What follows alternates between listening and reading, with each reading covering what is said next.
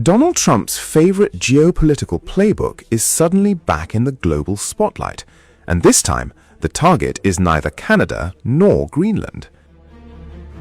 Now, Trump is openly floating one of his most explosive ideas yet, turning Venezuela into the 51st state of the United States.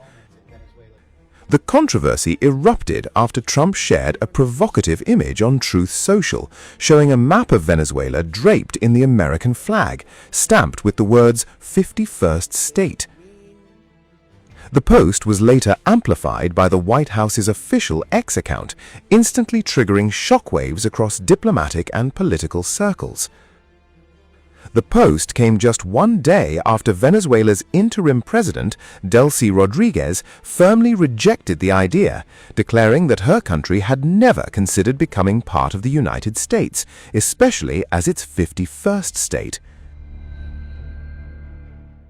But Trump appeared undeterred.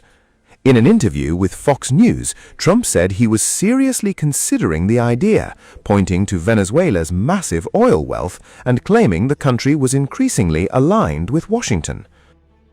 Rodriguez, who took power following the capture of Nicolás Maduro earlier this year, has overseen a dramatic thaw in relations with Washington and reopened Venezuela's oil and mining sectors to foreign investment, particularly from U.S. companies.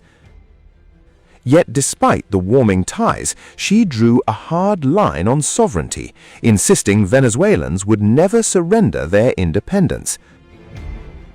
The remarks also revived Trump's long-running fascination with expanding American territory. Before Venezuela, he repeatedly floated the idea of absorbing Canada as the 51st state, and reignited controversy with past comments about acquiring Greenland.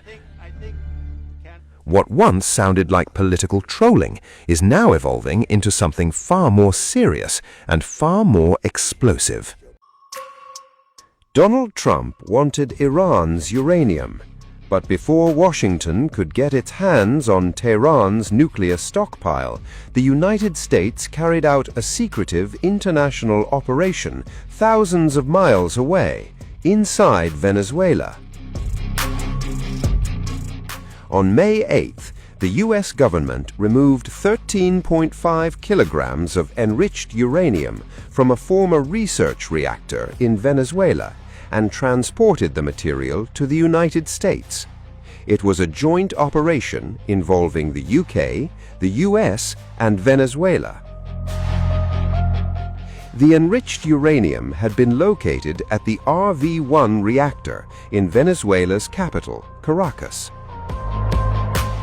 According to the U.S. Department of Energy, the material had been enriched above the 20% threshold used to define highly enriched uranium. It became excess material after the reactor ended research activities in 1991. It all began after President Trump and Secretary of State Marco Rubio created a three-phase plan. Under the plan, DOE Secretary Wright visited Venezuela in February. Soon after, the NNSA's Office of Defense Nuclear Non-Proliferation, DNN, worked with Department of State personnel in Washington and Caracas, alongside experts from the UK, the Venezuelan Ministry of Science and Technology, and the International Atomic Energy Agency, IAEA, to prepare a site assessment for the removal operation. Working in close coordination with the IAEA, the group securely packaged the uranium into a spent fuel cask. The group then escorted the material 100 miles overland to a Venezuelan port. There, the cargo was transferred to a specialized carrier supplied by the UK's Nuclear Transport Solutions. The vessel carried the material to the United States, arriving on U.S. shores in early May. Upon arrival, U.S. teams unloaded the casks and transported them to the Savannah River Site, SRS, for processing and reuse. The U.S. Department of Energy thanked Trump for his decisive leadership following the operation. Brandon Williams, administrator of the department's National Nuclear Security Administration, said the safe removal of all enriched uranium from Venezuela sends another signal to the world of a restored and renewed Venezuela. The International Atomic Energy Agency also said the uranium had been safely and securely transported by land and sea from South to North America following a complex and sensitive operation. The latest operation inside Venezuela came months after the Trump administration raided Caracas on January 3rd and captured Venezuelan President Nicolas Maduro.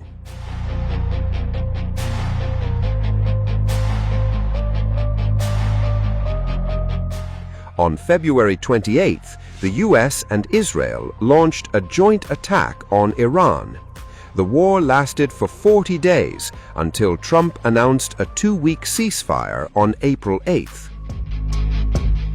One of Trump's stated objectives in the war with Iran has been forcing Tehran to surrender around 408 kilograms of highly enriched uranium.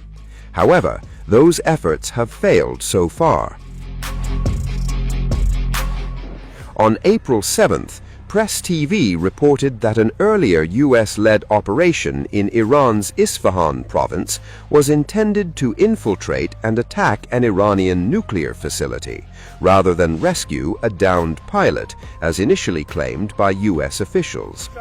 According to the report, Iranian forces anticipated the operation and ambushed US Special Forces after C-13 aircraft landed near the targeted site.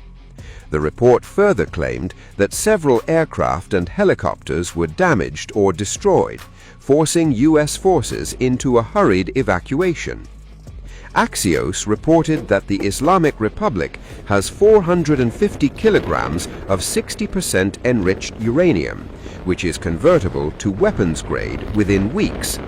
This is enough to make 11 nuclear bombs in a few weeks. An earlier report suggested that Iran's key nuclear site in Isfahan, a web of deep underground tunnels in the mountains, contains enough uranium for up to 10 atomic bombs. Trump has repeatedly said that Iran will not have a nuclear weapon. Our military is unbelievable. They're doing an unbelievable job. We're negotiating with the Iranians. We have, you probably heard, we took our 3 destroyers and we rammed them through some pretty big stuff today, and we knocked the hell out of them. The destroyers weren't hurt in any way.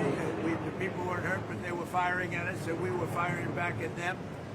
And our firepower was a hell of a lot stronger than theirs, and they knocked the hell out of them.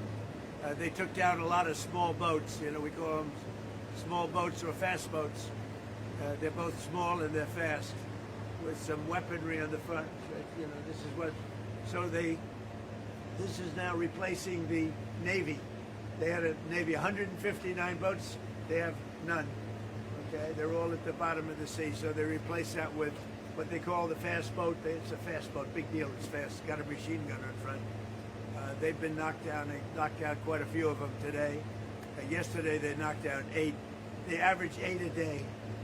This is some group of people we're dealing with. So, you know, it's very simple. Somebody said, what's your plan? I said, the plan is very simple. Iran cannot have a nuclear weapon.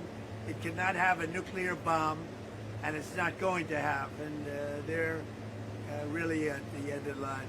Really are at the end of the line. Now, unless you guys feel differently. Now, these guys, I think, will say that Iran cannot have a nuclear weapon. Would you say? We wouldn't feel very good if they did, because this, what you're doing and all the work that you do and that we do, it wouldn't look too very good after a while with these characters.